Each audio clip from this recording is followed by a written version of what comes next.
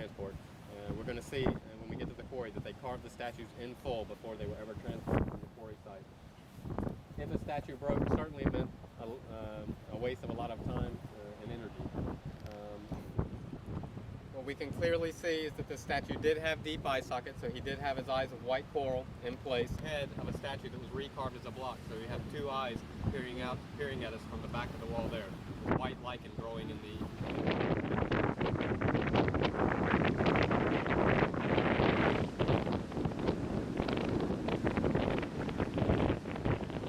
further destroying whatever protective powers that the statues had. We believe the eyes, which represented the spirit of the king, the mana of the king, would be shattered as well, and this explains why we found so few coral eyes. Here, long here, broken head. And the statues to the left are also the top nuts in this area have a quarter cut.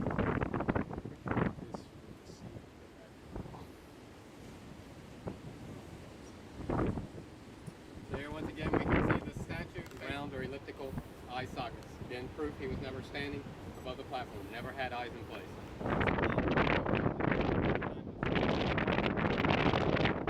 Of Hoto Matu'a's life and his death. According to legend, King Hoto Matu'a was living at the beach of Anakina to the north, which will be our last stop today, with his wife, Vakai, the queen. When one day the queen went to make sure that the meal... Vakai, the queen, died in this location before she ever truly reunited with her husband. King Hoto Matu'a continued further south until he finally ended up in the peninsula of...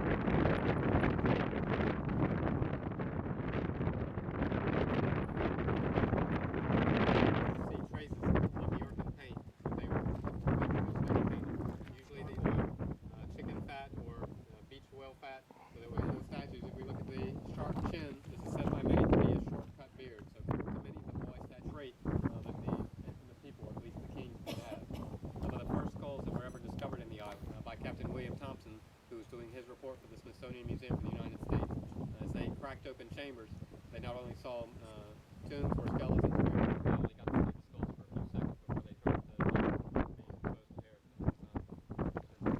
exposed to air for the Rongo Rongo and the Rongo ceremonial village. Technically, at this point, it's one visit per.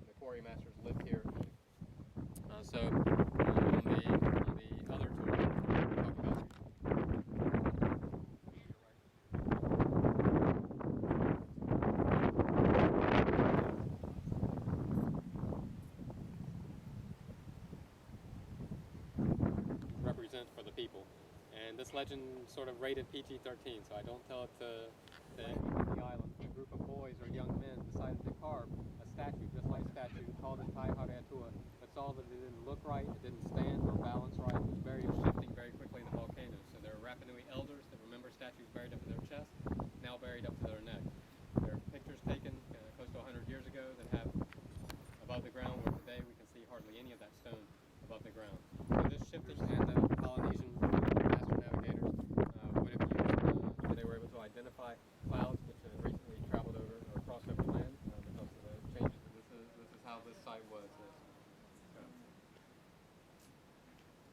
So we can see how they carve space in and around the statue so the workers can get around the other side, Marvin.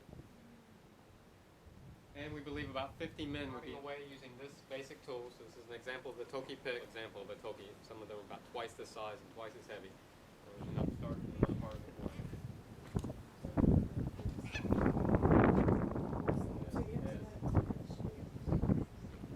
Well, you really couldn't tell until you got the shelf. You see two statues side by side there. And then sort of to the right, sort of up the cliff, what looks like sort of a rippling staircase, are all Moai statues parallel to each other. Kind of hard to see if you didn't know what's on the nose and chin will pop up. All statues parallel to each other, continuing up the cliff.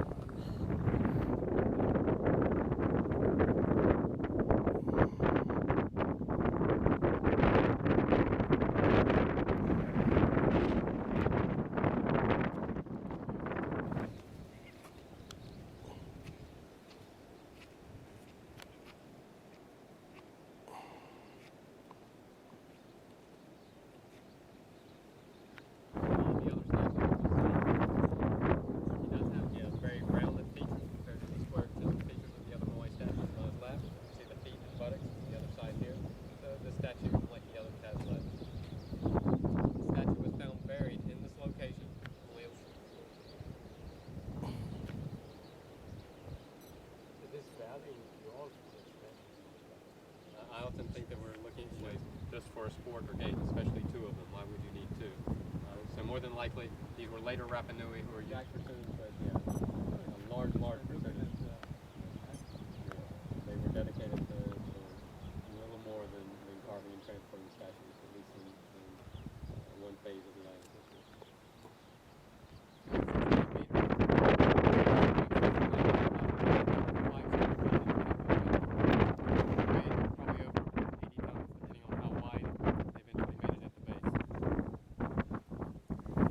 A head looking here towards us, the eyes and nose here, and the broken torso behind here. It's going to be hard to actually capture this.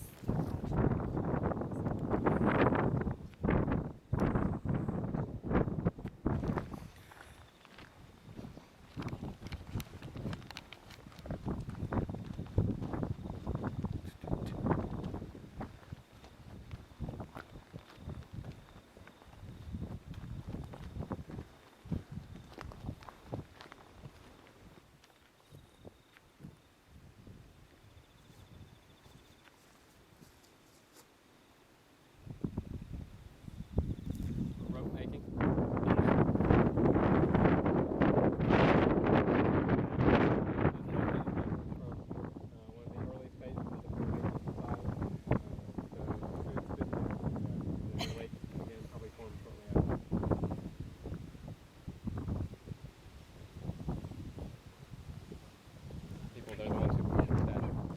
There's one version of the legend of the arrival of Hoto Matu'a that says the 7 explorers that we shot the island implies that they weren't the first people to arrive in the island. And the original name of the quarry site is Rongo Rongo, which means fragrant mountain. Rano is the name of the lake. Rano is lake. Fragrant mountain used to be the name of this quarry site. The stuff that the men wear in the race and stuff? Yeah. But you have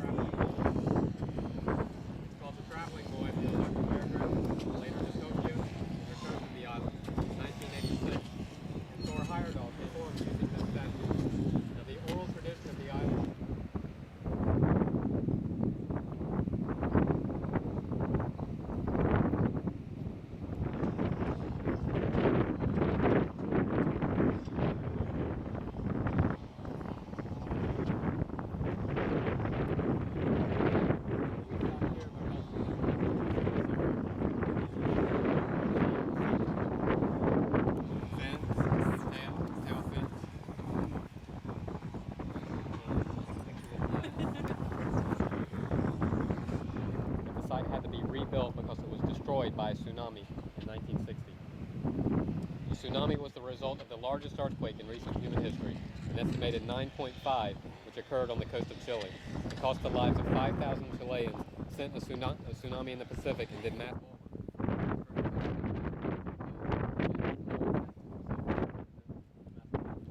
Also in the large gray block, one of the better blocks that you see here, you see eyes of Mucky Mucky. Eyes of the see there.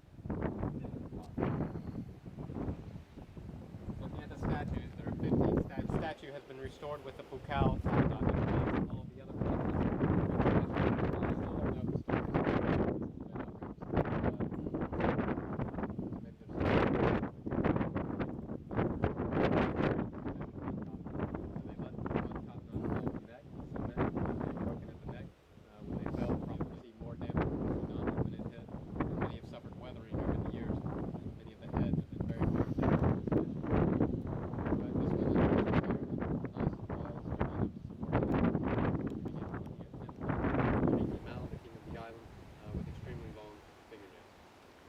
fingers and long toes were also a sign of beauty and high status. So there's an oral tradition every day, stretch the fingers and stretch the toes of their child in hopes that it would have longer digits when it reaches adulthood.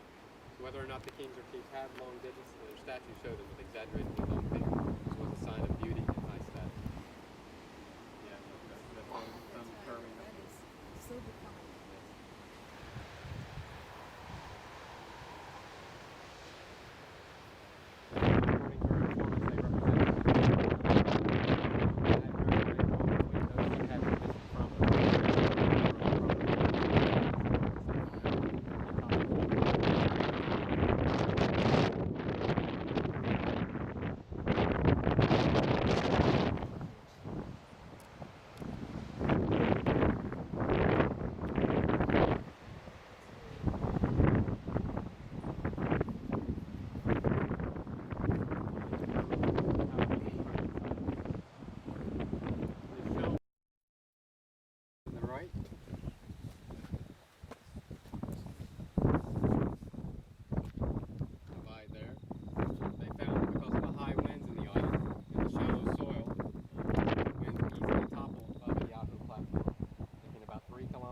Quarry site to this point.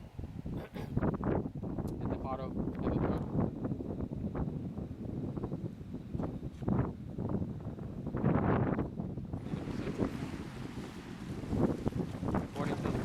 according to one legend, this was a ballast stone when he arrived here in the island.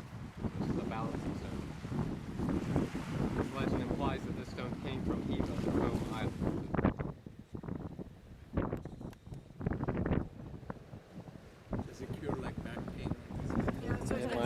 Lay down on it, maybe. Can we? Yeah. That'd be worth the trip. Layover time. I know.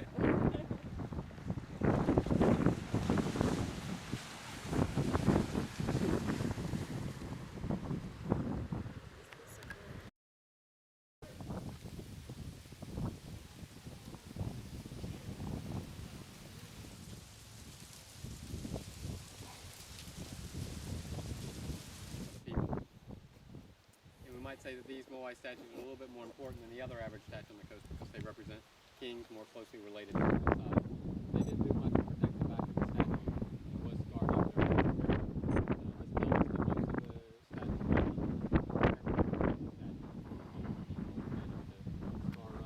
holes for the roof. This is evidence of a house that would have been well over 30 meters in length. They still had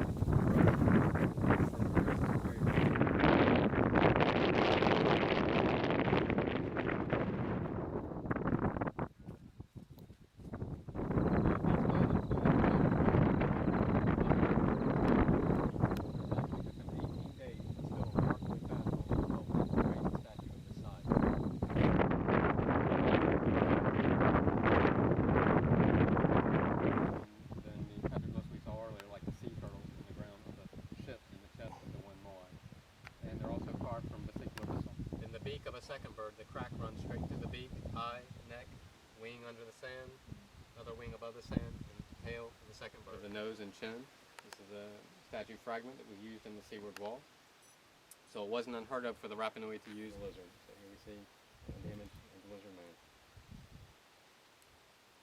And looking at the backs of these statues, But because these statues were buried in sand, they preserved Traces. some of these lines. But if we look at the neck, if you're not interested in swimming, then I'm going to walk this way if you want to hear the legend of